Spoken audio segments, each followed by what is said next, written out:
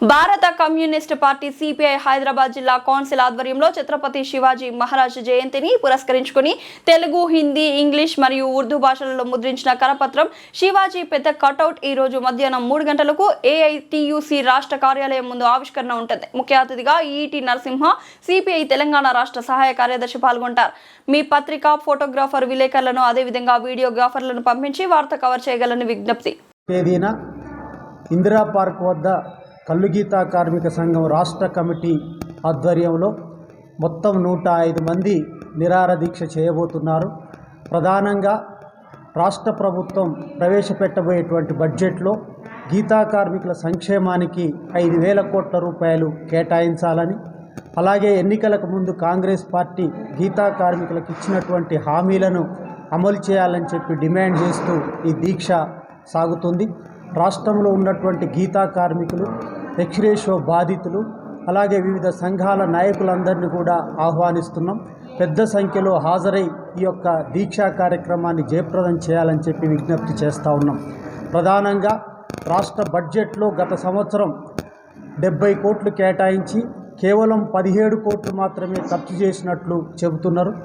మార్చి 30 లోపు మొత్తం కేటాయించినటువంటి 70 కోట్ల రూపాయలు విడుదల చేసి ఖర్చు చేయాలని చెప్పి ఈ సందర్భంగా ప్రభుత్వాన్ని కోరబోతున్నాం. అలాగే ఎన్నికలకు ముందు కాంగ్రెస్ పార్టీ అనేక హామీలను గీతా కార్మికులకు ఇచ్చారు. టీఆర్ఎస్ ప్రభుత్వం హయాంలో ఎక్స్రేషియో సంవత్సరాల తరబడి పెండింగ్లో ఉంటుంది, మేము అధికారంలోకి వస్తే నెల రోజుల లోపిస్తామని చెప్పారు. కానీ 2 సంవత్సరాలు దాటినప్పటికీ ఇప్పటి వరకు ఎవరికి కూడా ఎక్స్రేషియో ఇవ్వలేదు. రాష్ట్రంలో 850 మంది ఎక్స్రేషియో బాధితులు ఉన్నారు. దీంట్లో 140 మంది చనిపోయారు, 170 మంది శాశ్వత వికలాంగులయ్యారు. వీళ్ళకి విడుదల చేయాలని చెప్పి ఈ సందర్భంగా ప్రభుత్వాన్ని డిమాండ్ చేస్తున్నాం. అలాగే పెన్షన్కు సంబంధించి కూడా ఇప్పుడు 2,000 వస్తుంది, మా ప్రభుత్వం వస్తే 4,000 రూపాయలకు పెంచుతామని చెప్పి అన్నారు, అది పెంచలేదు. ఎక్స్రేషియో 5 నుంచి 10 లక్షలకు పెంచుతామని చెప్పి అన్నారు, అది పెంచలేదు.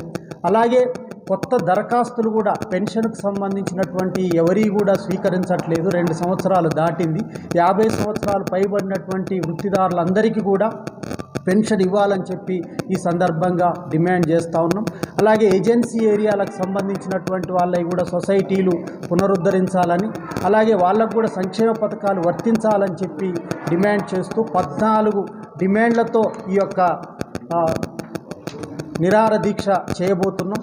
ప్రభుత్వం ఇప్పటికైనా స్పందించి ఆ దీక్ష దగ్గరికి మంత్రులు, సంబంధిత అధికారులు వచ్చి ఆ యొక్క సమస్యల్ని పరిష్కారం చేస్తామని చెప్పి హామీ ఇవ్వాల్సిందిగా ప్రభుత్వానికి కూడా విజ్ఞప్తి చేస్తూ ఉన్నాం.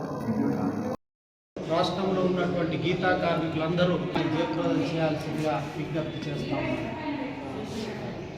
7వ తారీఖున నిర్వహించేటువంటి నిరాహార దీక్షకు గీతా కార్మికులు పెద్ద సంఖ్యలో హాజరు కావాలని చెప్పి విజ్ఞప్తి చేస్తూ ఉన్నాం.